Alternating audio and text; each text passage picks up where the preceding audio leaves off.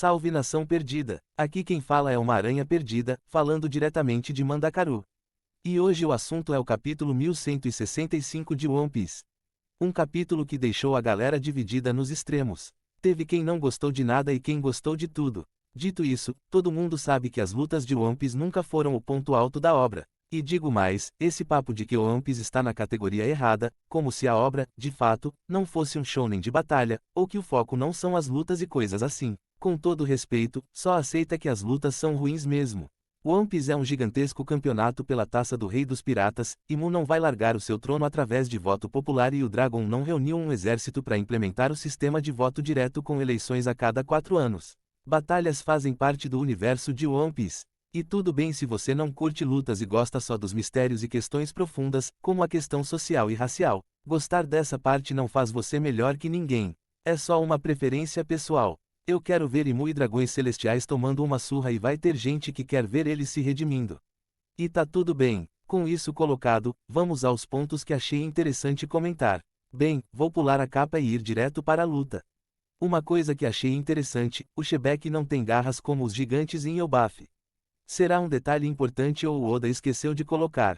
Outra coisa que quero comentar. Tava discutindo possíveis evoluções para o Haki, evoluções que já não acho que vão rolar. Entretanto, em determinado momento, me veio uma ideia. E se o Dome Reverse atuasse diretamente sobre o Haki do indivíduo? Imaginei que, de repente, o Imu estaria forçando o Haki do indivíduo para fora. O que alteraria a forma da pessoa e as asas seriam uma manifestação física do Haki. Achei um pensamento interessante, mas nem eu acredito nisso. Voltando para o foco principal, a luta. E ela foi padrão One Piece, né? Uma disputa de força onde o Garp e o Roger estão claramente na desvantagem. Inclusive, vi comparações da explosão do Shebek em relação ao Joy Boy e o próprio Imu. O Shebek teve um ganho de força, mas ainda não se compara aos dois concorrentes. E digo mais, esse negócio de céu se partindo no meio. Foda-se, né? Já foi, esse barco já saiu. E falando sobre barco saindo, temos a cena que fez muita gente amar o capítulo, com Garp e Roger dando ordens e se preparando para se aliarem na luta. Como se a aliança já não estivesse montada desde o início. De qualquer forma, depois de oficializarem a trégua, a luta tem até um momento interessante com a dupla combinando movimentos. O Roger abre uma abertura para o Garp jogar o Shebek no chão, dando abertura para um ataque direto do Roger. Já foi algo diferente. Não foi a coisa mais incrível no mundo, mas normalmente a gente vê o personagem só saltando contra o inimigo, ou parado enquanto dá um golpe, ou se teleportando para as costas do inimigo. Aí temos uma pausa na luta para finalmente mostrar a Gloriosa. Faz sentido ela aparecer no navio do Roger porque o seu foco era salvar a Shaq, mas ela não ter feito nada na ilha é meio merda. Ao mesmo tempo que faz sentido, os próprios Cavaleiros Sagrados foram retirados da história. Em especial os Cavaleiros que têm um motivo, que é o estilo de narrativa de um mangá. Os Cavaleiros vão ser escondidos para usar os seus poderes no futuro como uma forma de renovar a história. Porém, tem um motivo pior para mim, que é a impossibilidade de fazer uma luta com tantos poderes infinitos em campo. Os poderes de frutos têm problemas e é por isso que o Oda evita usar. Tipo assim, imagine o Barba Negra no final da Guerra dos Melhores, spamando terremoto na ilha inteira. Ele poderia, não fez porque já iria anoitecer. Mas enfim, seguindo em frente, temos dois momentos que me incomodam muito. O primeiro é a fuga da Big Mom e Kaido. A Big Mom é até ok, ninguém espera nada dela. Mas, o Kaido que é fanático por lutas, simplesmente foi embora. E mesmo que não fosse, e isso vale para a Big Mom também. A dupla não quer saber o que aconteceu com o Shebek. Não querem saber quem era aquele ser que o transformou. A impressão que me deu é a seguinte. É como se a última vez que eles viram o Shebek foi assim que entraram na ilha. É como se eles não soubessem o que aconteceu com o Shebek. Se você retira a dupla da cena onde o Shebek foi transformado num demônio, essa cena fica ok. Mas enfim, é isso que temos. Um fanático por batalha que foge de uma e a Big Mom, que nasceu com um físico único, mas não aguentou um cascudo. Então tá bom. Mas aí, as coisas ficam piores pra mim. Enquanto o Garp e Roger seguem apanhando, causando 0 danos no Shebek, vamos para outra lenda, o Barba Branca. Todo mundo acreditava que a fala do Barba Branca, aquela que ele diz para o Shanks, sempre que te vejo, a minha cicatriz coça ou dói. Ele diz mais ou menos isso.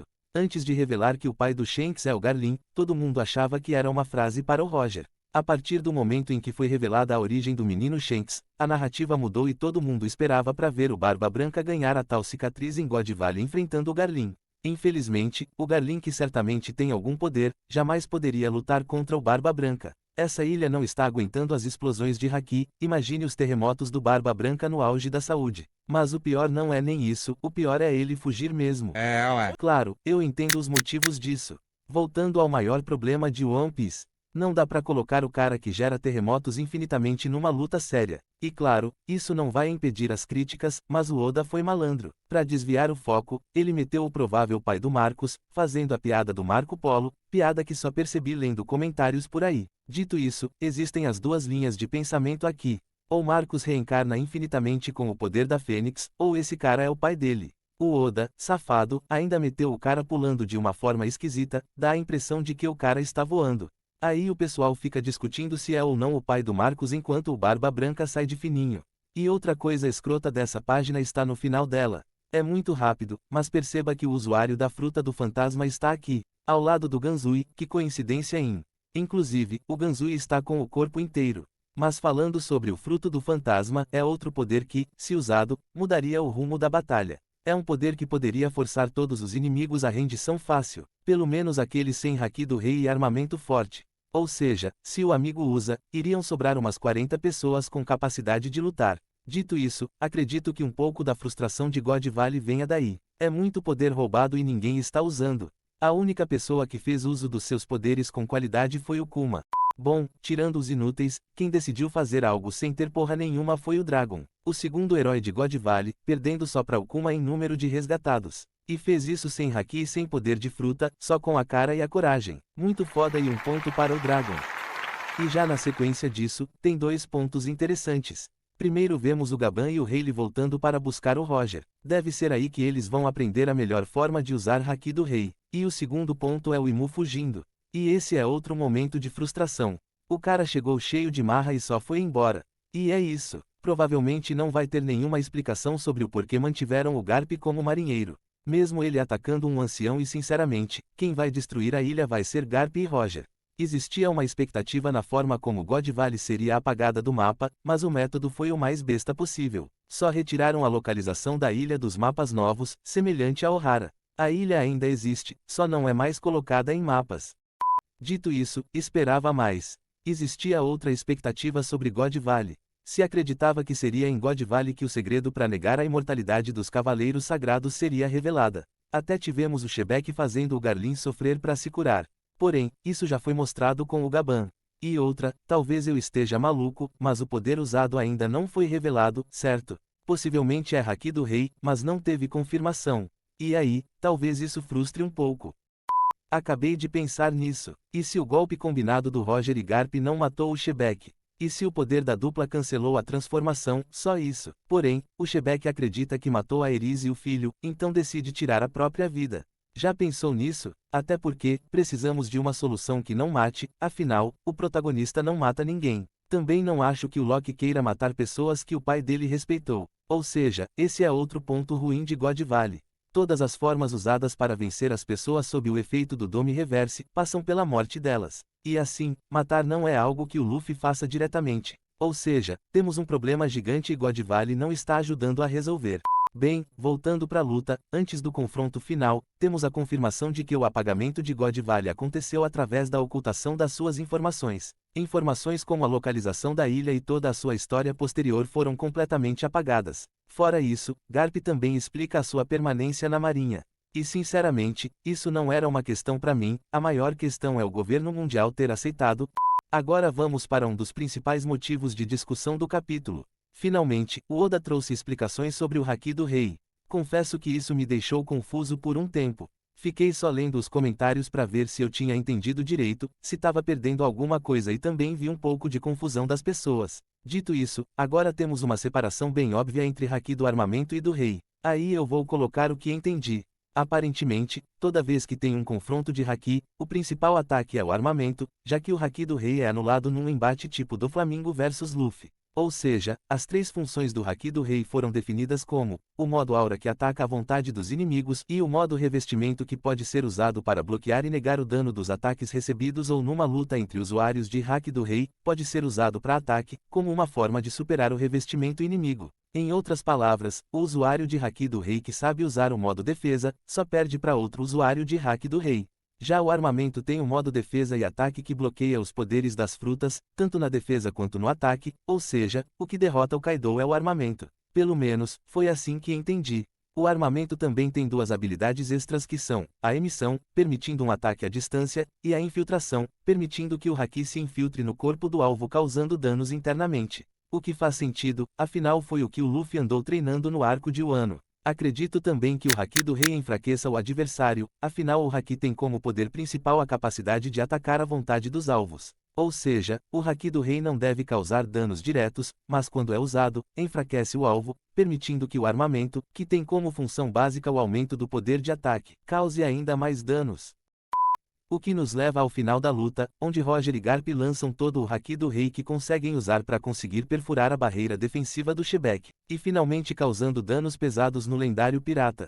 O que acabou fazendo a luta ser curta, com o maior foco sendo a explicação sobre o haki e também, num grau menor, a fala do Roger sobre usar tudo sem se preocupar com as consequências. Imagino que uma pessoa não morra por usar todo o seu haki. Deve ser como o Luffy nas primeiras vezes que usou a segunda, terceira e quarta marcha. Como o corpo não estava acostumado, sempre tinha um efeito colateral pesado. Com certeza, a liberação de todo o haki do rei não era algo que a dupla imaginava como opção antes dessa luta. Então, naturalmente, isso iria causar sequelas. E se não desse certo, a morte era a única resposta. É aí que o Gaban, Rayleigh talvez, vou dar o meu voto de confiança em.